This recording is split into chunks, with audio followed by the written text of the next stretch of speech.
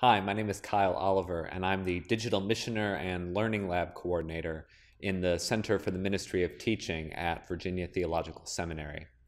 I'm speaking to you on behalf of Robin Whittington, Executive Director of the Center for Spiritual Resources, and a growing network of collaborators who are beginning to upload Christian formation materials to the resource portal at thecsr.org.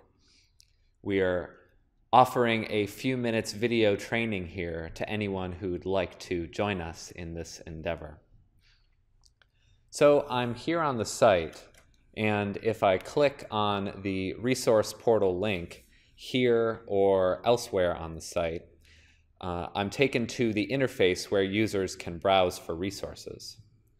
As you can see, there's a whole section of the Church Life and Ministry wheel dedicated to Christian formation materials. We're hoping to enlist your help in getting your trusted resources added to that database.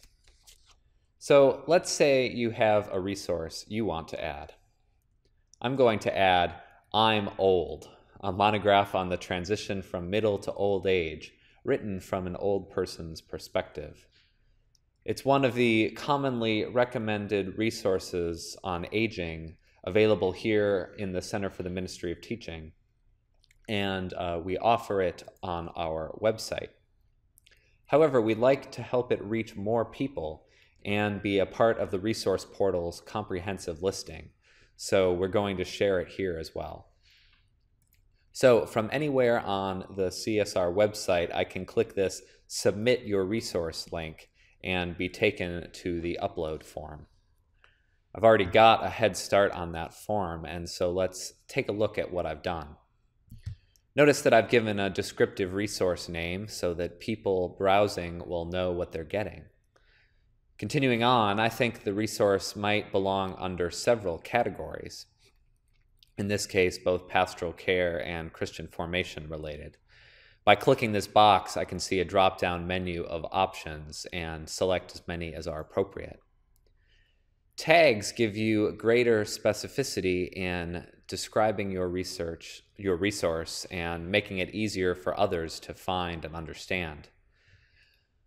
A link to the website from which the resource came is perfectly appropriate, but it does remind us that we need to get permission before uploading material from another author. In this case, Mr. Crum has given our center explicit permission to share his essay. The resource description box gives you the opportunity to describe the resource in detail. You may want to suggest how it should be used.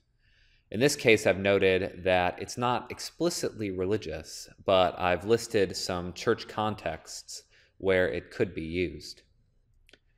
I knew to make these clarifications in part because I'd read the submission guidelines, which is required for you to do before posting. These guidelines lay out some theological and editorial considerations to think about before posting. In this case, I think the resource is valuable enough for understanding the aging process that its lack of explicit faith grounding should not be an obstacle for its posting. But as I'll see when I click Submit, that decision will ultimately be up to the CSR's curators, who will review my submission after I click Send. Finally, there's the uploading of the resource itself, as well as an image or two for the page where it's to be posted. We're trying to avoid the site becoming a click-through database, so we hope that if your resource is a website, you'll upload here something that offers some unique value, perhaps a lesson plan or other description of how the resource website that you give was used in your Christian faith formation context. Uploading a 900 by 300 pixel featured image will give your resource a shot at being highlighted in the slider bar here on the CSR homepage. So if you're interested in that, please be sure to include an image of the appropriate size. As with the resource itself, you need copyright permission to share the images you uploaded. In my case, I've chosen a Creative Commons licensed photo from Flickr, and I've given the proper information for attributing it in the caption section here.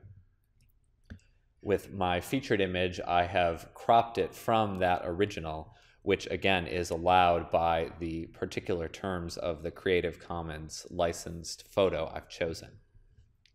So now that I'm finished annotating and uploading, I click Submit and see that I have a little message thanking me for my submission and letting me know that it will be under review.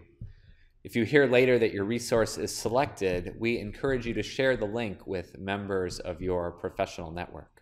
Thanks for watching this video, and I hope for contributing to this effort to create a trusted go-to site for faith formation resources in the Episcopal Church and beyond.